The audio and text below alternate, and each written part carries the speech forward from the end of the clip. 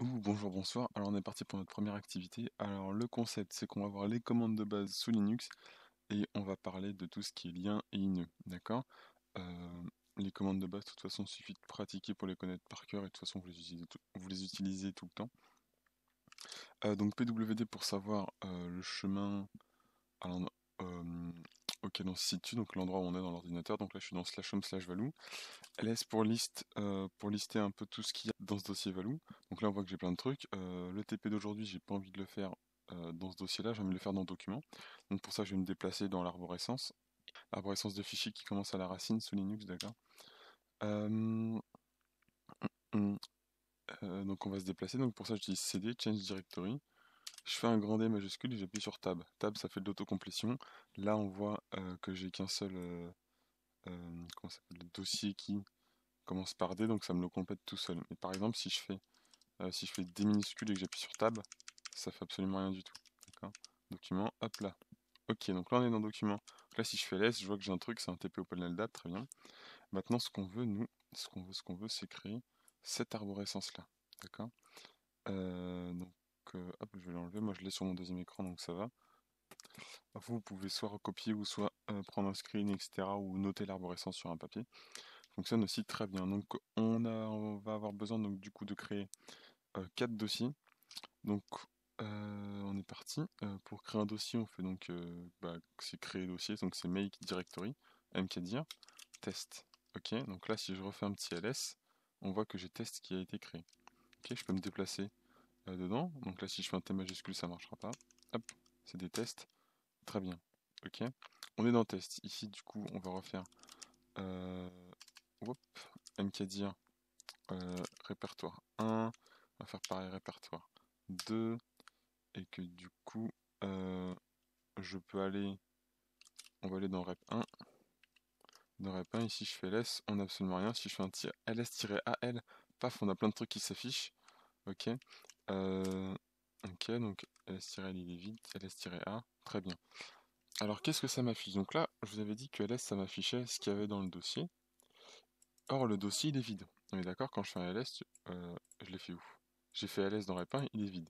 Et quand je fais ls-al ou enfin AL ça montre toutes les informations disponibles, on voit qu'on a quand même deux dossiers. Alors les dossiers qui existent dans le dossier rep 1, ça va être le répertoire courant, c'est-à-dire lui-même. Donc dans un dossier, on a accès à qui? À lui-même, donc ça représente point. Et le dossier d'avant, donc la racine de ce dossier en quelque sorte, ça va être point point. D'accord? C'est juste pour ça que c'est affiché. Que l'on a ça d'affiché. Et ls-al, ça montre toutes les informations, notamment au niveau des droits, etc. Mais on y reviendra plus tard. Et donc dans rep 1, je peux encore faire un dossier qu'on va appeler mkdir rep4. Très bien. Et là, on va devoir créer un fichier. Vous vous souvenez de l'arborescence, on va créer fig2. Alors, une méthode simple pour créer un fichier comme ça, basique, où il n'y a sans rien dedans, sous Linux, ça va être d'utiliser la commande touch. Alors que fait touch? Touch, littéralement, ça touche quelque chose. Et en fait, qu'est-ce qui se passe sur un ordinateur quand tu touches un fichier? Ça va réactualiser la date à laquelle tu l'as touché pour la dernière fois, tu l'as utilisé pour la dernière fois. Donc là, si je fais touch fig2, bah, vu que j'ai pas de fig2, de fichier numéro 2, et ben, en fait, ça va m'en créer un. Donc, ok, on a fait touch fig2, et si je fais un petit ls, on a bien fig2 et rep4, ok. Et puis là, pareil, je peux aller dans rep4 et faire un touch fig6, ok. Donc là, on a bien fig6 là-dedans, donc on a bien toute notre arborescence. Maintenant, je veux remonter dans mes dossiers, je veux revenir en arrière. Donc je suis dans Rep 4, comment je reviens en arrière? Donc tu fais cd point point, et là vous avez vu, on revient en arrière. Voilà. Je fais ça 3 fois, on est revenu dans le document. Très bien. Euh, Alors maintenant, quels sont les trois moyens, quelles sont les trois façons de désigner le fichier fixis depuis notre répertoire de connexion? Alors en gros, on a plusieurs chemins possibles pour aller à fixis. Le premier chemin, ça va être en fait comment dire, d'expliciter son chemin absolu. Donc en fait, c'est son chemin en entier dans l'ordinateur. Donc fixis, qui se trouve dans test rep1 rep4 fixis, en réalité sur mon ordinateur là, si je vais, hop, si je vais dedans, donc c'est rep1, yes, alors, ah oui d'accord, pardon, ok, hop, Vous avez vu, dès que je sais pas, tac, je fais un petit ls, je veux juste savoir, c'était juste pour savoir ce qui se passait, qu'est-ce que j'avais fait. Si je fais du rep4 tout seul, ça, on va pas aller loin. Très bien. On va faire un petit clear, on va reset tout ça, un petit ls. Très bien.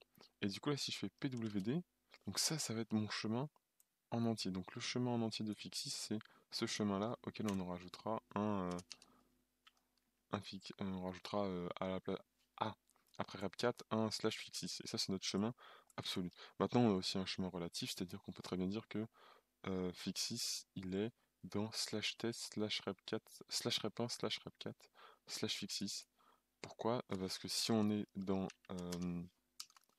document, en fait, ici, à partir de cet endroit, donc c'est un chemin relatif, hein, à partir de cet endroit, où est Fixis, et ben il est dans slash test, slash rep1, slash rep4, et il est à cet endroit-là.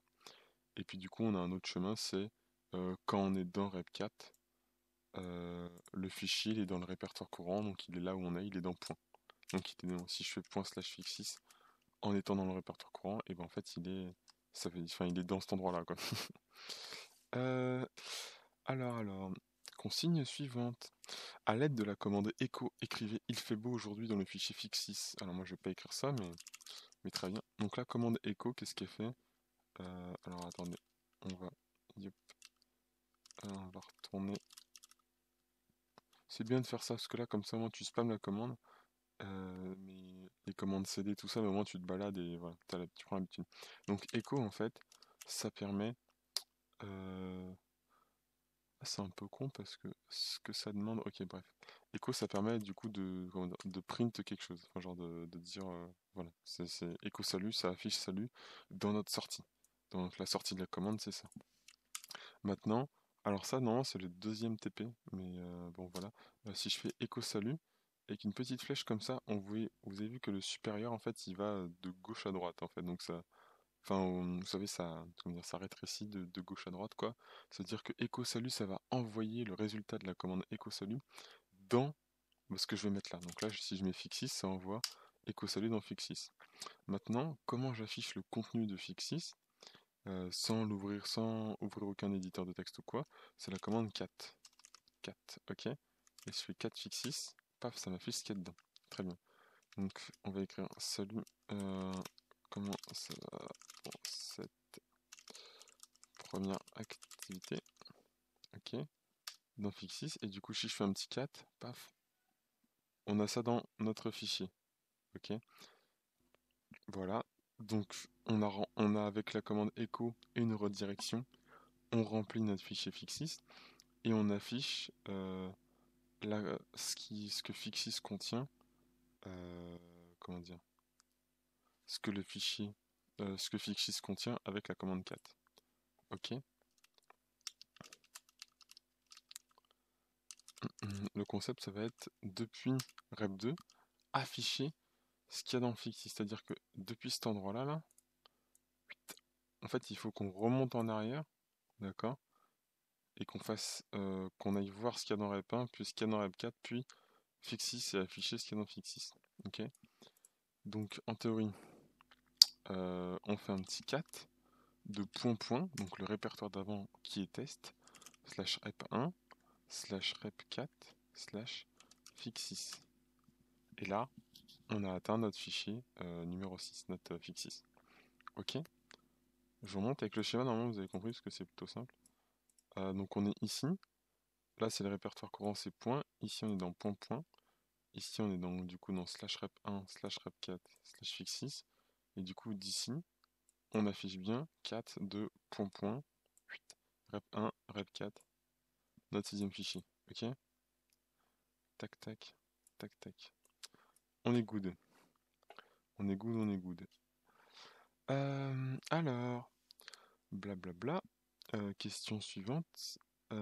Alors, question suivante, c'est qu'est-ce qu'affiche ls-l? Rien du tout. Voilà.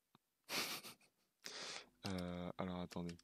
Si vous me permettez, on va aller dans là où il y a notre fichier. Du coup, si je vais ls-l, on voit que ça m'affiche plein de trucs. En fait, ça va m'afficher. Du coup, ça nous affiche donc les permissions. On peut pas l'exécuter parce qu'on n'a pas les droits, vous voyez. On n'a que le droit de soit de lire, soit de read-write, en fonction de si on est root, user ou groupe. Ensuite, on a un numéro, donc ça va être le numéro, le fichier ici, c'est notre numéro 1, quoi. On va avoir donc notre nom d'utilisateur, le nom du groupe, la taille en octets, je suppose, une date et une heure, et puis après le nom du fichier, d'accord? Ça, c'est pour ls-l. Très bien, très bien. Et du coup, ça nous fait notre première partie. Notre première partie, 12 minutes de vidéo. Ça ira.